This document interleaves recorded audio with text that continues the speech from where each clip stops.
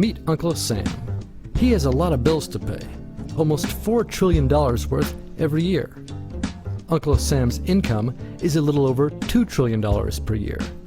To make up the difference, the deficit, he does what most Americans do. He borrows money. When Uncle Sam takes out a loan, he calls it a bond. Bonds can be held by banks, investors, or even foreign governments. Uncle Sam has to promise to pay interest on these bonds, just as you do on any loan you take out. Ever consider paying your mortgage with your credit card?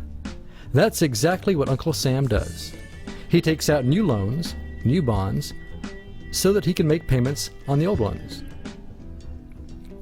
All those loans and all that interest adds up. Right now, Uncle Sam owes about $14 trillion. To put that in perspective, 14 trillion is about the same as the national GDP, the total value of all the goods and services produced by the entire American economy in a year. It's such a huge amount of money that Uncle Sam is starting to run out of people to borrow from, and he's having trouble just paying the interest on his loans. Historically, Uncle Sam's income has come from taxes.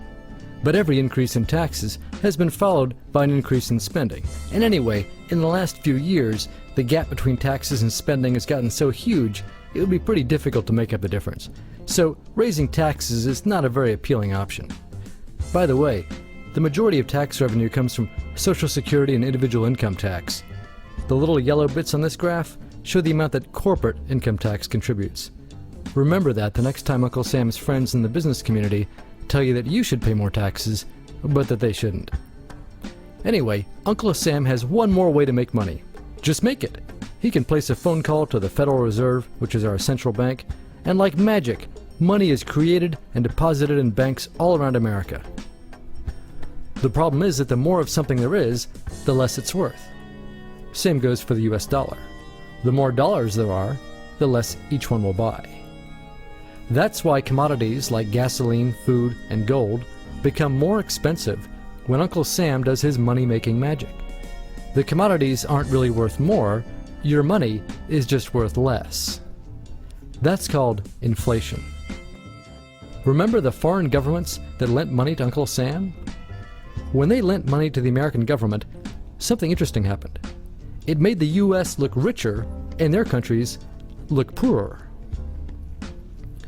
When another country looks poor and America looks rich, $1 of our money buys a lot of their money. So they can pay their workers only a few pennies a day. With such low labor costs, they can sell their products in America for lower prices than any American manufacturer can. The easiest way for American companies to compete becomes to move their factories overseas and pay their foreign workers a few pennies a day too. This causes a recession.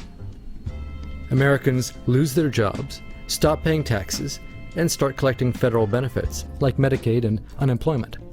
This means that Uncle Sam has even less income and even more expenses. At the same time, the people who still have jobs are desperate to keep them, so they tend to do more work but not to get paid anymore. When your dollars are worth less and you're not earning more of them, that's called stagflation. And this is why Uncle Sam is in a catch-22. He can't raise taxes or cut spending without making the recession worse. And he can't have the Federal Reserve create more money without making inflation worse. For now, he can keep borrowing money, but since he can't even pay the interest on the loans he already has, it just makes the eventual bankruptcy even worse. Whether in 2 months or 2 years, the day will inevitably come when Uncle Sam can no longer pay his bills. When that happens, the banks, investors, and foreign governments who are counting on that money won't be able to pay their bills either.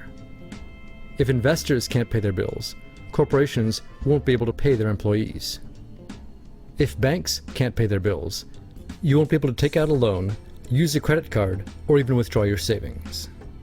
If foreign governments can't pay their bills, their own banks and corporations will have the same problems. That's called a global economic collapse. And it's really scary. It's never happened before, so nobody really knows how bad it will be, how long it will last, or even how we'll eventually get out of it. The only thing we can do is to educate ourselves, try to figure out what's actually going on, and to prepare for what may be very extraordinary circumstances.